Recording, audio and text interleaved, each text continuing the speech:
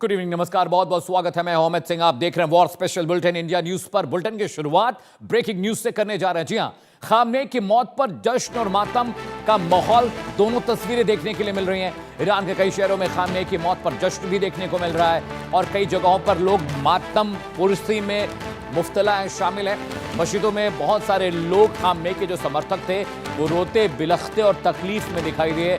वहीं ईरान में कई जगहों से ऐसी तस्वीरें भी आ रही हैं जहां पर खामनेई की मौत के बाद लोग खुशी का इजहार कर रहे हैं। आपकी टीवी स्क्रीन पर ये 6 तस्वीरें हैं। Tehran, Isfahan, Mashhad, Srinagar, Lucknow और जयपुर, ये अलग अलग भारत की तस्वीरें भी 3 हैं और वहां से तस्वीरें भी आई जहां पर लोग दुखी हैं, मातम पुरसी कर रहे हैं। लोग मस्जिदों में गए हैं, झंडे लेकर विरोध जता रहे हैं। खामनेई की मौत को लेकर इजराइल अमेरिका को लगातार अपशब्द कह रहे हैं, उनके खिलाफ प्रदर्शन कर रहे हैं, नारेबाजी कर रहे हैं। ये तस्वीरें देखिए। और मौत के बाद अब जश्न की तस्वीरें भी आपकी टीवी स्क्रीन पर है। ईरान में सड़कों पर लोग नाच रहे हैं, गा रहे हैं, झूम रहे हैं। कनाडा में भी जंग का डांस हुआ, इजराइल में खुशियां मनाई जा रही हैं। लंदन में भी लोग नाच रहे हैं कि अयतुल्ला खामनेई नहीं रहे, वो अमेरिकी इजराइल ज्वाइंट रिटेलिएशन में मारे गए हैं। तो कहीं खुशी है और कहीं गम देखने को मिल रहा है। लेकिन इस वक्त ईरान से बड़ी तस्वीरें आ रही हैं, ईरान से लगातार बड़ी खबर आ रही है, जो हम आपको इंडिया न्यूज़ पर अपने दर्शकों को वॉर से जुड़ी खबरें लगातार बता और समझा रहे हैं। ये तस्वीरें जो आप देख रहे हैं, लगातार ऐसी तस्वीरें हम आपको दिखाते रहेंगे। अपडेट लगातार आ रहा है। बड़ा अपडेट ये है कि अमेरिका ने एक बार फिर से ईरान को धमकी दी है कि आप घुटने टेक दीजिए, जंग बंद करिए, नहीं तो और खतरनाक हमला होगा। मुश्तबा खामनेई अब सुप्रीम लीडर हैं ईरान के, उनके पिता की मौत के बाद। इसके अलावा इजराइल अभी भी लगातार हमला कर रहा है। कुल 9 खाड़ी देशों में ईरान ने रिटेलिएशन किया है। Iraq, Iran, Tehran, Azerbaijan, Jordan, Kuwait, Qatar, इन इलाकों में हमले हुए हैं। बहरीन और अबू धाबी के एयरपोर्ट पर हमले हुए हैं। सऊदी अरब के एयरपोर्ट पर हमले हुए हैं।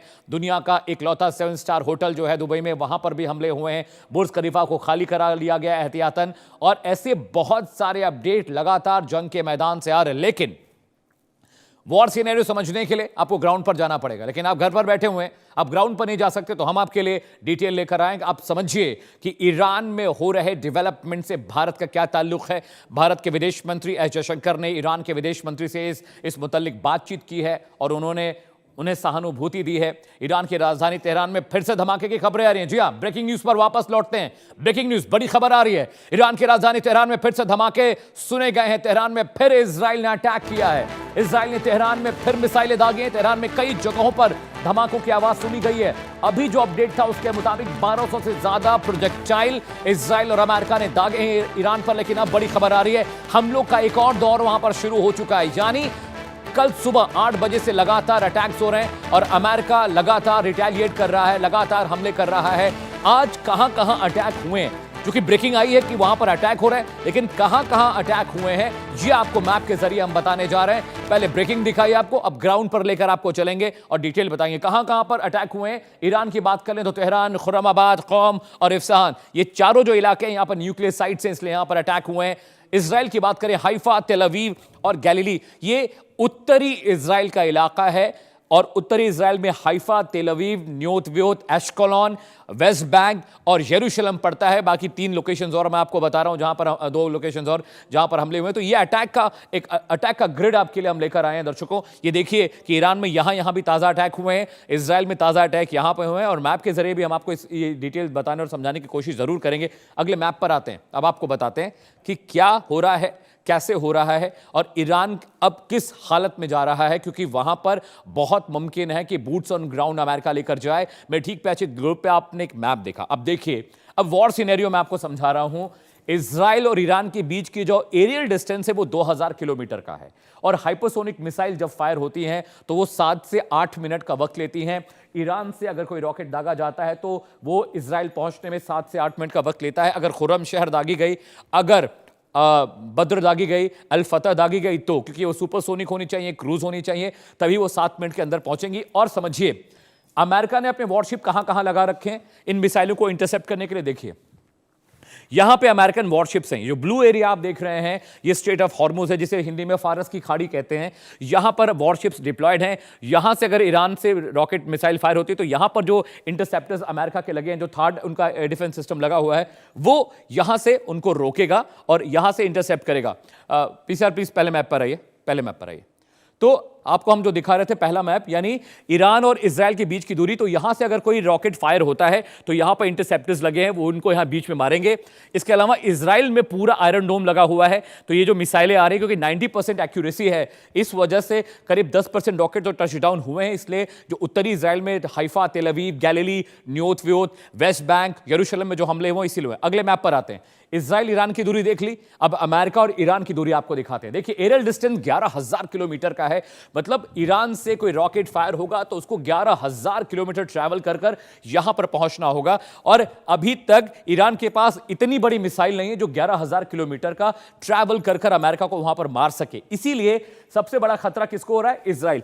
ईरान यहां पर है, इजराइल यहां पर है, तो इजराइल बहुत करीब है ईरान के, इसलिए उसको खतरा है, लेकिन अमेरिका बहुत दूर है, तो अमेरिका को ईरान छू भी नहीं सकता। और ईरान, अमेरिका यहां से ट्रैवल कर कर यहां उसके ट्रूप्स और उसके वॉरशिप्स यहां पर पहुंचे। जरा सोचिए कि उतनी दूर से ट्रैवल कर कर, पूरा इलाका ट्रैवल कर कर यहां पहुंचा है अमेरिका अपने वॉरशिप और अपने फ्रिगेट्स को लेकर, तो यहां पर अटैक हो रहा है। यहां पर जो ब्लू लाइन आपको दिख रही है, ये फारस की खाड़ी है, यहीं पर सारे डिप्लॉयड हैं, चाहे उनके डिस्ट्रॉयर्स हो, चाहे उनके वॉरशिप्स हो, चाहे उनके हॉवरक्राफ्ट्स हो, तो यहां पर ईरान से हमला हो रहा है। स्ट्रेट ऑफ हॉर्मुज ये है, ये वाला इलाका, यानी अमेरिका बहुत दूर है, अमेरिका बहुत सुरक्षित है, ईरान उसका कुछ भी नहीं बिगाड़ सकता। लेकिन यहां पर सोचिए, इतनी दूरी ट्रैवल कर कर यहां पर अमेरिकी वॉरशिप पहुंचे हैं, अब यहां पर वो ईरान को मार रहे हैं। इस मैप के जरिए आप समझिएगा कि अमेरिका ईरान की जद से, पहुंच से बहुत बाहर है, बहुत दूर है, लेकिन इजराइल पर खतरा था और इसीलिए इजराइल बार बार यह चाह रहा था कि अमेरिका वक्त रहते जल्द से हमला करे। लेकिन अगले मैप की तरफ आते हैं, आपको अगले मैप के जरिए समझाने की कोशिश करें कि आखिर अभी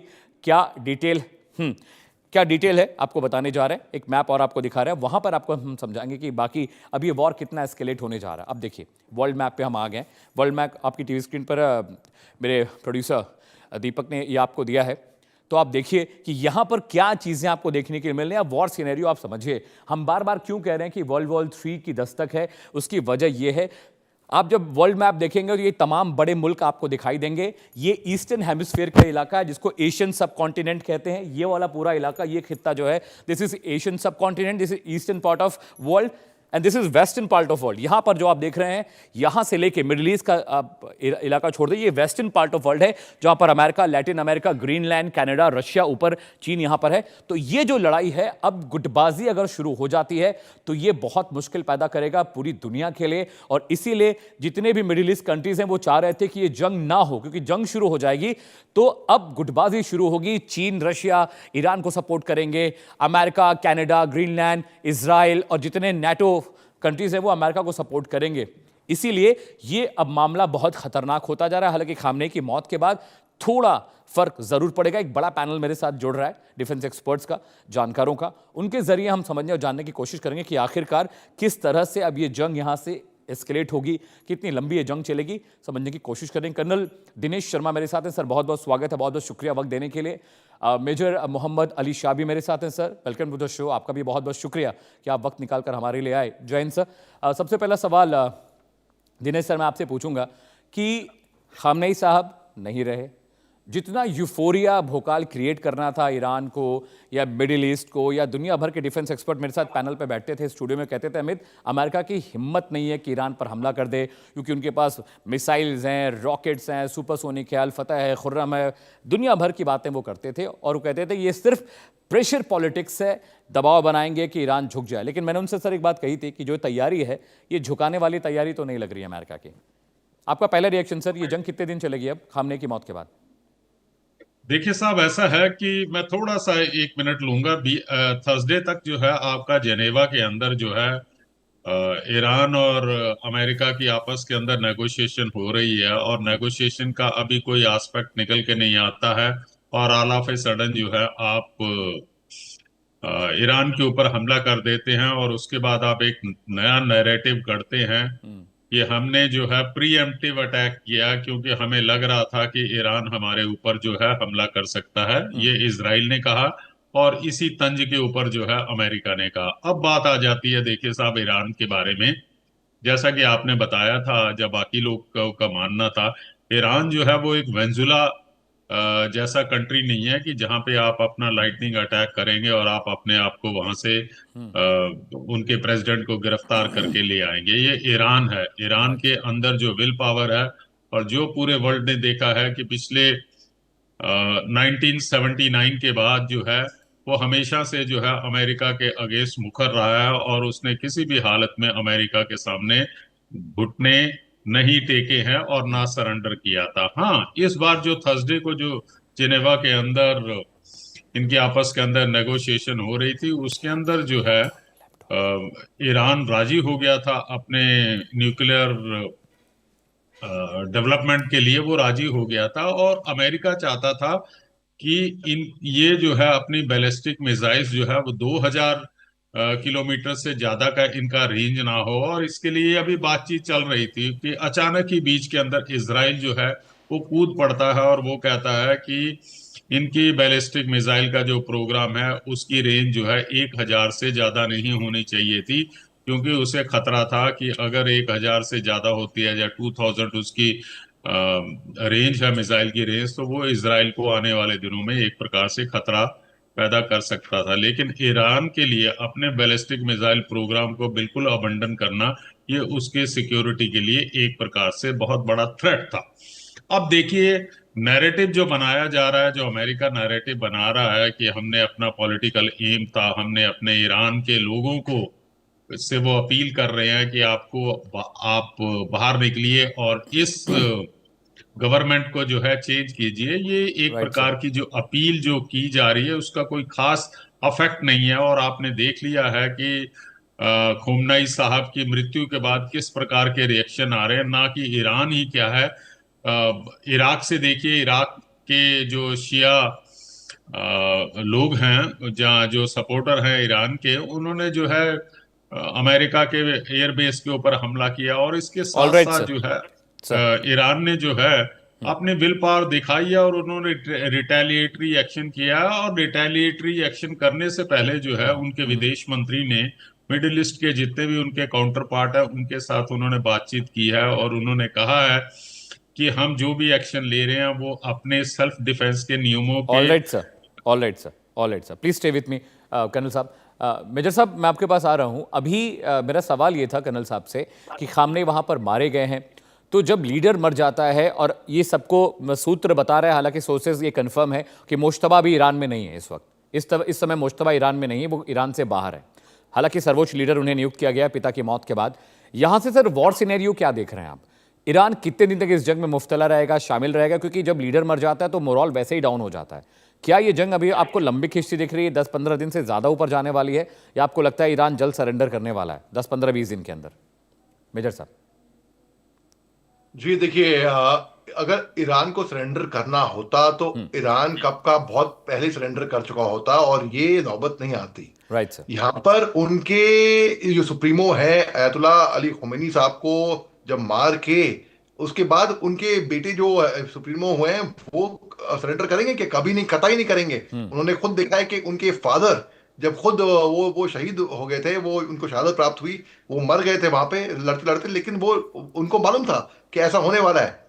देखिए मैं आपको ये बता दूं अमित भाई, अमेरिका ने ना 100 से अधिक राष्ट्रों पे अब तक मिलिट्री एक्शन करा है, लेकिन अब तक किसी की मजाल नहीं हुई कि चू भी कर सके अमेरिका के खिलाफ, क्योंकि अमेरिका के पास शक्ति है, डॉलर है, पैसा है, इतनी बड़ी सुपर पावर है, ग्लोबल पावर है।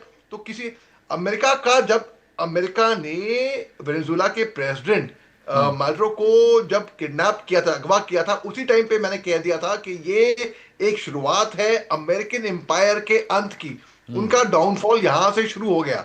एक आप कैसे एक सोवरेन राष्ट्र के राष्ट्रपति को रातों रात आप अगवा करके ले आ सकते हो?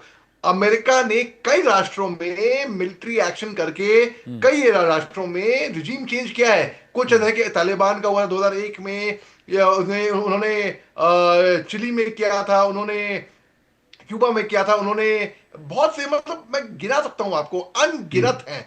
कुछ एक राष्ट्र में आपको, मेरे को एक आप बस 2 मिनट का अनइंटरप्टेड मौका देगा, क्योंकि मैंने इसके बारे में बहुत पढ़ के आया हूं, तो मैं चाहता हूं कि मैं ये बताऊं इसके बारे में कि मिलिट्री राज जो है अमेरिका का मिलिट्री ऑक्यूपेशन, जैसे कि फिलीपींस में 1898 से 1946 अन इनकॉर्पोरेटेड टेरिटरी में, जो कि पहला मिलिट्री एडमिनिस्ट्रेशन था, और बाद में वो इंसुलर ठीक है मेजर गवर्नमेंट। साहब, स्टे विथ मी, एक ब्रेकिंग न्यूज आ रही है, मैं ले लूं, बहुत बड़ी खबर आ रही है। जी हाँ, मैं आपके पास आता हूं मेजर साहब। ईरान के राष्ट्रपति मसूद पेजेश्कियन का बड़ा बयान आया। उन्होंने कहा कि ईरान के बड़े धार्मिक नेता की हत्या की गई। खामनेई की हत्या मुसलमानों के खिलाफ खुली जंग है, ये बात पेजेश्कियन ने कही है।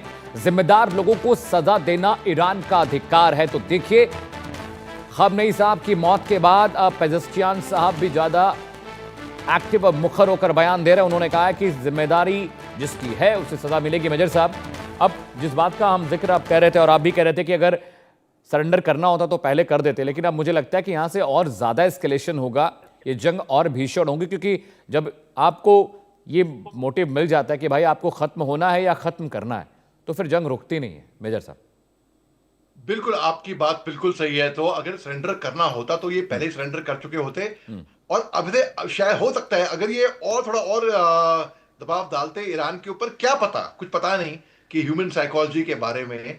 लेकिन अब तो नामुमकिन है। अब तो सरेंडर ईरान की तरफ से, मैं क्या, कुछ भी कर ले, क्योंकि ईरान को अभी जो खोना था खो चुके हैं। अब कुछ उनमें डर नहीं है कुछ खोने का। अब वो बस, अब जैसे कि सुसाइड बॉम्बर होता है ना, वो मरने ही आता है, उसको मालूम है अब मरने से पहले मैं जितने भी लोगों को तबाह कर सकूं मैं कर लूं। ईरान की अब वो मेंटालिटी हो जाएगी। अभी मैं अब आपको गिना रहा था कि जो मिलिट्री रूल के ऊपर जो अमेरिका ने, कुछ देश है जैसे कि क्यूबा, वो 1898 से लेके 1902 वो के प्रोविजनल मिलिट्री गवर्नमेंट उन्होंने फॉर्म करी थी वहां पर, जो कि मिलिट्री एडमिनिस्ट्रेशन जो स्पेन ने क्रिएट किया था क्यूबा और अमेरिका के साथ। प्यूर्टो रिको 1898 से लेके आज तक वो है, लेकिन अनइनकॉर्पोरेटेड टेरिटरी है उनकी, जिसमें शुरुआत में मिलिट्री गवर्नेंस से शुरुआत की थी और बाद में उन्हें इस्टेब्लिश किया एक सिविल गवर्नमेंट अंडर फोरेकर एक्ट, एक एक्ट जारी की थी। फिर पैनामा के कैनाल जोन 1903 से लेके 1979, जहां पे concession of the states of Panama, जो कि पहली एडमिनिस्ट्रेटेड अंडर इस्तिमिल कैनाल कमीशन, एक प्रॉपर कमीशन बिठाई थी, और बाद में गवर्नरशिप उसकी हुई, अवार्ड किया वो पैनामा कैनाल जोन ने।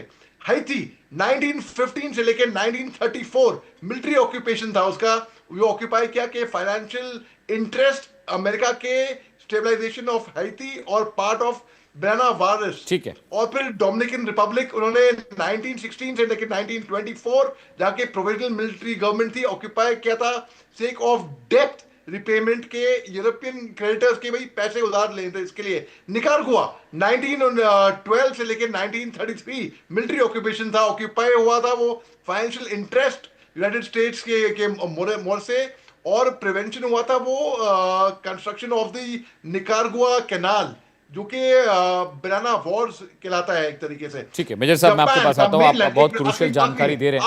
आखिरी दो पॉइंट।